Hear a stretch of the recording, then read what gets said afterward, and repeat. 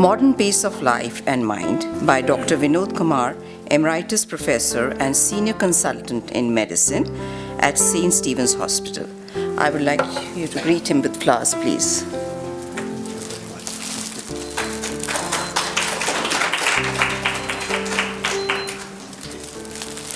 As you have been told, my topic is modern pace of life and our mind. Here, what I am going to talk is about the mental effects of modern gadgets that we are used to employ all the time in our life now. Like, for example, mobile phones, laptop, computer, various internet-related facilities like YouTube. All these, I think it has become a part of our life. So I'm going to tell you that despite their extreme usefulness, how detrimental they can be to our health and functioning of our mind. You all know that young people today, right from the school days, they are all the time hooked on to such devices, all the time. And what happens to them? As far as we, the senior citizens, are concerned, when I think about 20 years back, there was no computer for us. We were never trained in computer. So much of technology is advanced. But what it is doing to us? Although today's elderly people, they are tuned to use these things only for last few years, if at all. There are many elderly people who do not know how to use it. But there are many who have learned. I am one of those who have practiced it because of my profession. But I make sure that I do not get hooked to it. Now, you would all agree with us that one of the greatest gifts that God has given to mankind is our mind. It is our mind which tells us how to focus on an object or on a matter, how to understand anything, how to reason out anything, and how to take a correct decision according to your judgment, and how to be attentive. If there is something that you have to attend to it. If you do not attend to it with full attention, you are likely to miss it out. So all these are the functions of our brain. Brain or mind is same thing. I'm using both of them as a synonymous, although they are basically different.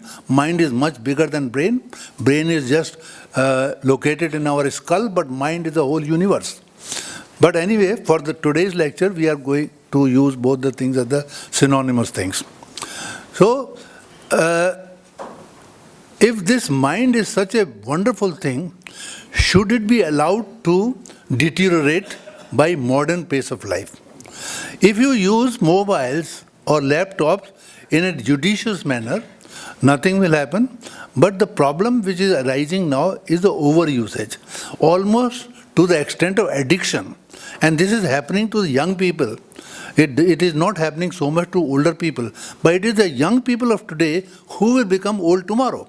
And if they have that addiction already, and if they have a habit of overusing it, it is going to affect them more and more as they age. So I am going to tell you what are the bad effects of these devices. I am not for the moment saying at all that these devices are not useful. They are very useful. In fact, the advent of computers and mobiles has led to information explosion. At one click of the button, you can have all the information at your feet. For elder people, they can find all about health. They can find about finances, they can find about social enrichment, they can visualize about spiritual enhancement, they can do online shopping.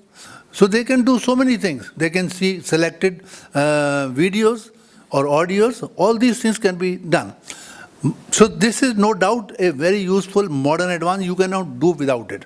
But I am here to tell you what would happen if you overuse. And these days people are overusing, particularly young people, as I told you.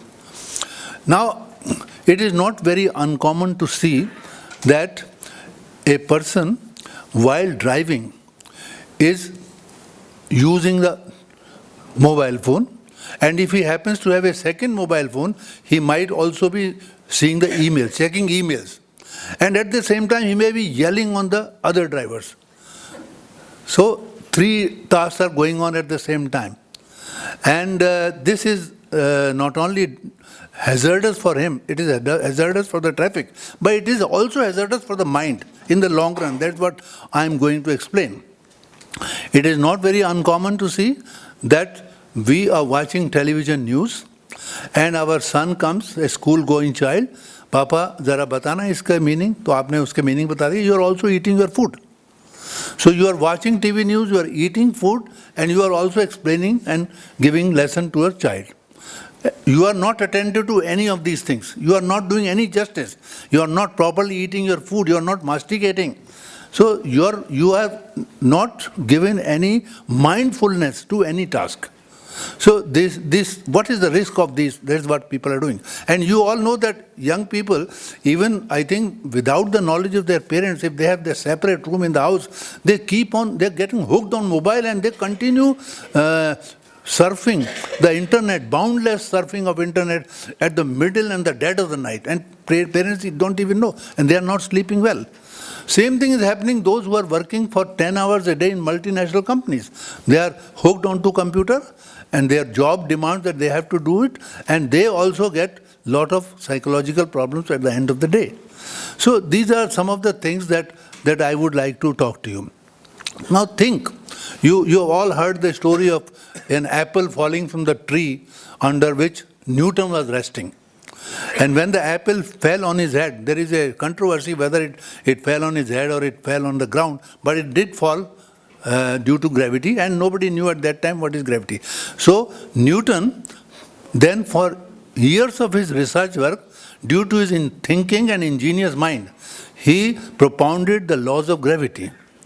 But if he was holding a mobile phone and doing multitasking, do you think he would have discovered laws of gravity? He would never have. So he was very attentive and thoughtful why the apple has come down. And he then did work for many years and came out with these laws. So attentiveness is very important. Now in addition to what I've said, I would specifically tell you on what brain functions the overusage of these devices can have a bad impact. Let's come to the memory, because we are talking of our society deals with memory and cognitive disturbances. Memory is one of the cognitive disturbances. So we'll take one by one some of these cognitive functions, and first I take memory. Now what is happening? Think about your father or grandfather.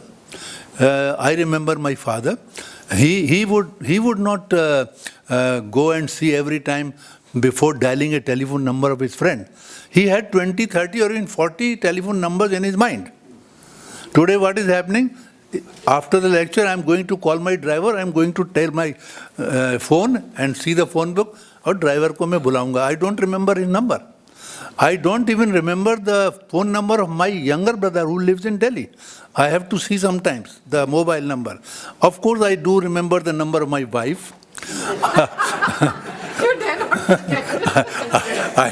I do remember the number of my son. So, but otherwise you don't remember. Similarly, you must have seen your father and grandfather doing shopping and calculating or making simple arithmetic at home by fingertips. They won't use calculators. But today it is not like that. You go to any shop, even if you have purchased two things, 2 rupees and 8 rupees, he will still put it on calculator. Sir, 10 rupees hoye dono mila ke. So this is the dependence. So what is happening on this because of this habit? Our memory is suffering. Why memory is suffering? Because our brain is like a hard disk of a computer.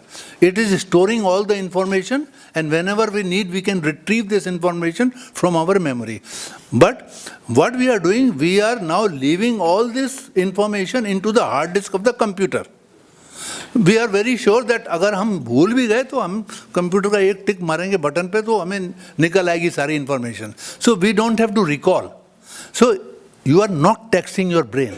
You are not stressing out your brain. You are offloading your memory and other cognitive functions onto the hard disk of the computer. So when you are offloading your own and you are not taxing your brain, over the years you will find that your cognitive function like memory will be eroded. It will not be as sharp as usual. And as the Mother Nature says, you use it or lose it. And that is correct for the brain. If you don't use the brain, you will lose it.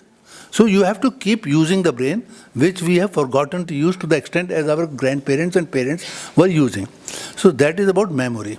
Second thing, I would talk about attention, about which briefly I had mentioned.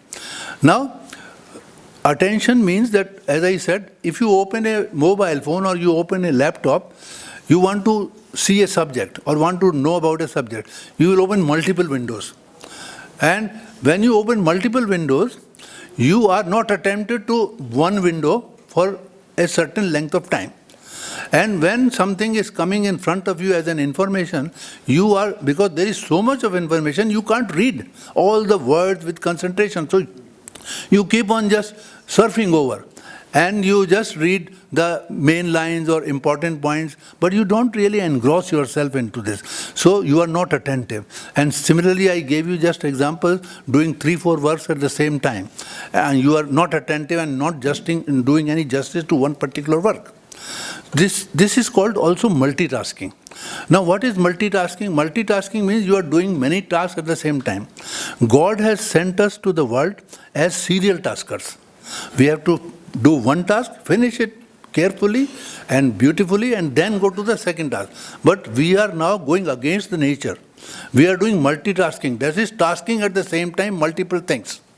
So, and what is multitasking? Now, these days, the young people take pride that they can multitask. When they write a job application to a multinational, one of the attributes that they mention with pride, that they can multitask. This is not a pride. They are unrealistic about their skills. They have a poor judgment about their intellectual abilities. And multitasking and poor attention to a job carries that memory of that job into only superficial and wrong areas of the brain. Normally, if you see any matter, or if you watch any matter, or you watch any statement, it gets registered in your brain. It will go to a frontal part of your brain. Then it takes a stopover at the deeper part, the memory center, hippocampus, and then it is finally stored into the language and perception area of cerebral cortex. So when you want to retrieve it, you can easily retrieve it. But when you are not attentive, these matters will go superficially and at wrong places in the brain, and it will become difficult to retrieve. And therefore your memory is again jeopardized. So attention is very important. But we are not being attentive. And because we are not attentive, doing so many things at that time, we are involved in multitasking. In America, it has been shown by certain studies that although a young person working in multinational thinks that by doing multitasking, he has a heightened efficiency of work. And it is only imaginary, it is not heightened efficiency. And he also thinks, and sometimes the companies also think, that this guy is going to have more productivity of the work. But in America, it has been shown that every year $650 billion are lost due to multitasking in wasted productivity. So opposite is true. It is not a better productivity, it is a wasted productivity. So that is what one should know, that multitasking is not something that one should take pride in it. Now, after memory and attention, we come to thought. Thought is a very important process of our brain.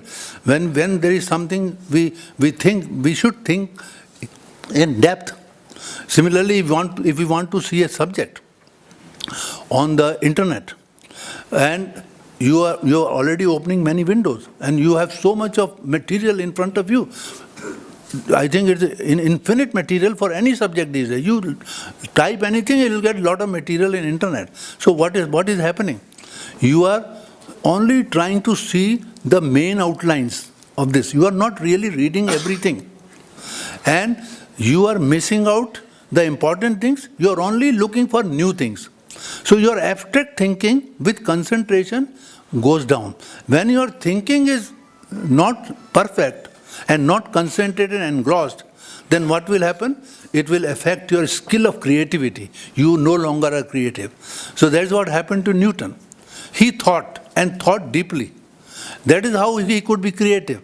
And he got into this laws of gravity by discovering the necessary, through necessary research. So that is about the thought. Then after thought, I would say correspondence.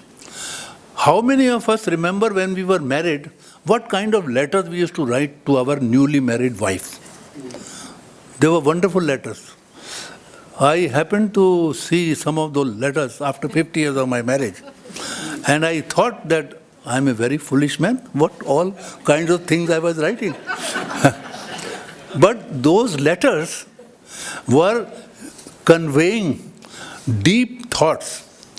And there is a certain amount of respect between the author and the reader in correspondence, written correspondence, whether it is typed or in the olden days handwritten. If I can give you the examples, when Mr. Jawaharlal Nehru used to write inspiring letters to his daughter, Indira Gandhi. She was only 9 or 10 or 11 years old. He was in Allahabad prison. Those letters are all on the internet. They are very inspiring letters for his daughter. Priyadarshini was her name at that time. So there was a sanctity of these letters. What has happened to this communication? It has all disappeared because of these modern pace of mind, modern pace of technology. So what are we doing? We are only sending the communication through short emails, WhatsApps, text messaging, that too in abbreviation. Very, very small abbreviation, showing no depth of emotions. So that is the fourth part, that is written communication is gone.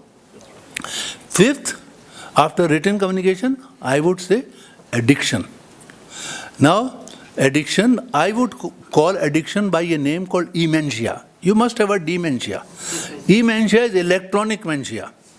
So this addiction can also be known as ementia. So those who are addicted to internet, they suffer from ementia. Now what are the symptoms and signs of addiction or dementia? Now when you are hooked to a device and you are overusing it, you run the risk of getting addicted.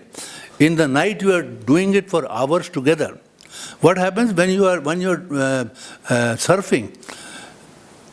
This device is a hyper arousing device. It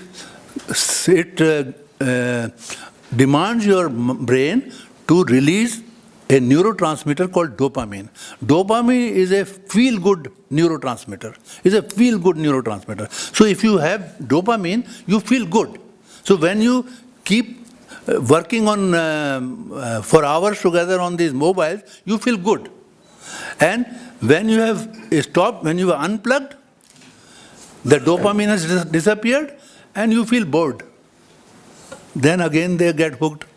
So the more they get hooked, the more they get addicted, and the culprit is dopamine. So this is addiction. Now in addiction, what happens finally? What are the symptoms and signs of internet addiction?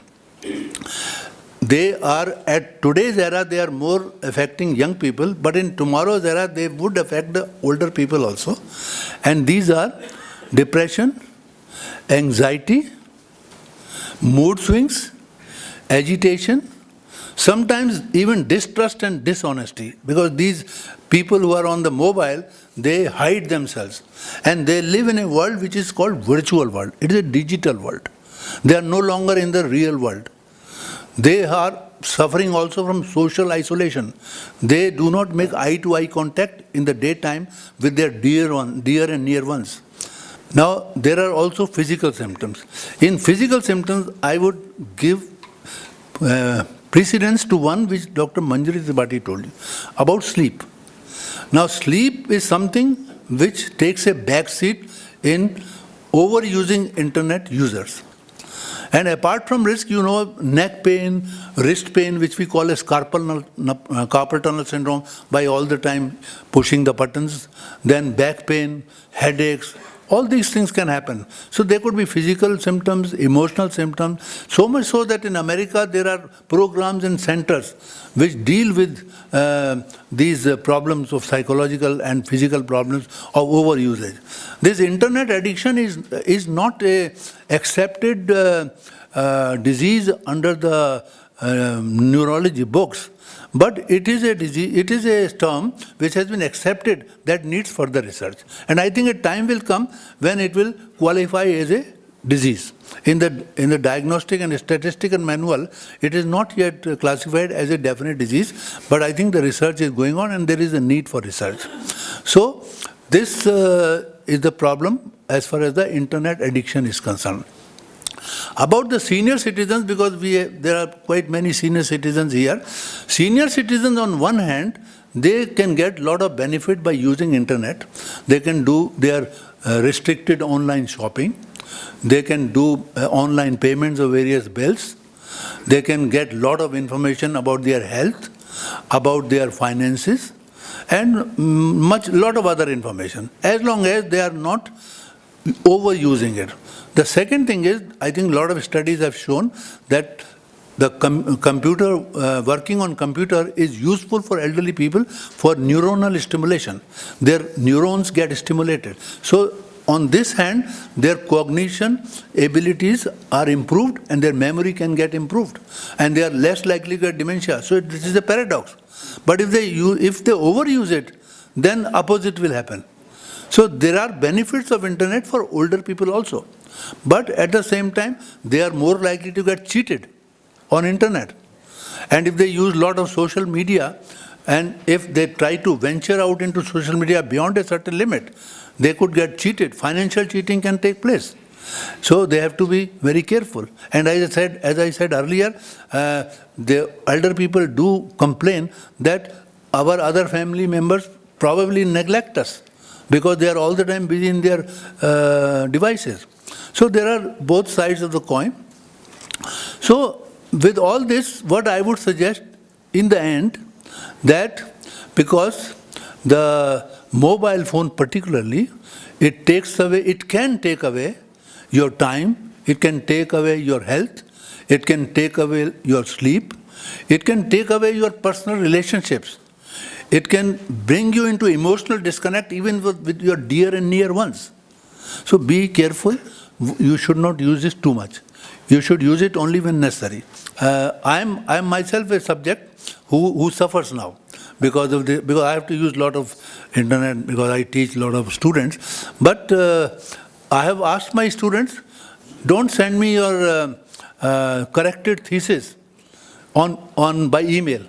Give me the printout. I want to read from printout. Reading from printout is different from reading from the internet, reading on the screen. The screen is harmful. And also another thing is that if you are reading a particular subject on the screen, there are multiple windows and you are faced with plethora of information. You don't know what to see, what to read, what not to read, what is important, what is less important. But if you read a chapter or 3-4 pages from the print, you are going to see every word very thoroughly and you are likely to be engrossed and you are likely to be very thoughtful and you may be able to extract out a useful interpretation of information better than what you see on the screen. But these days everybody is on the screen. So I think everyone, particularly senior citizen, has to himself see how much he should use it. In the end, I would say, remember the days when you were young, when your father's home had a landline, if at all he had. My father didn't have a landline also, but if at all, your father had a landline, the landline phone was connected to the plug through a wire. And you were smart.